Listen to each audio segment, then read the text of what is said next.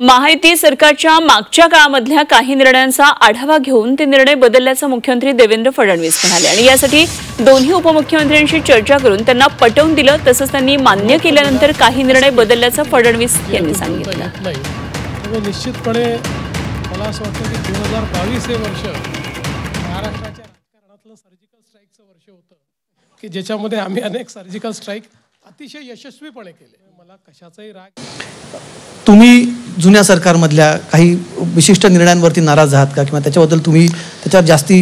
नाराजीचा प्रश्न नाही आहे। जिथे मला वाटलं की एखाद्या निर्णयाचं पुनरावलोकन करणं हे राज्याच्या हितात आहे, मी काय ते युनिलॅटरली केलं नाही। मी ज्यांची खाती होती, समजा अजितदादांकडची असतील तर अजितदादांशी चर्चा केली, शिंदे साहेबांकडची असतील तर शिंदे साहेबांची चर्चा केली आणि त्यांना लक्षात आणून दिलं की हा आपण घेतलेला निर्णय आहे, पण आत्ताची परिस्थिती अशी आहे की याचं पुनरावलोकन आपण केलं पाहिजे, कारण हा काही निर्णय ज्या प्रकारे प्रोसीड होतोय तो काही आपल्या हिताचा नाही आहे। आणि त्यांनीही कुठलाही आढावेढा न घेता ते ॲग्री केलं आणि त्यानंतरच मी ते स्टे केले। मी काही युनिलॅटरली काहीतरी त्यांनी चूक केलं आणि मला ते स्टे करायचं अशा प्रकारे केलं नाही, त्यांना विश्वासात घेऊनच मी ते केलं।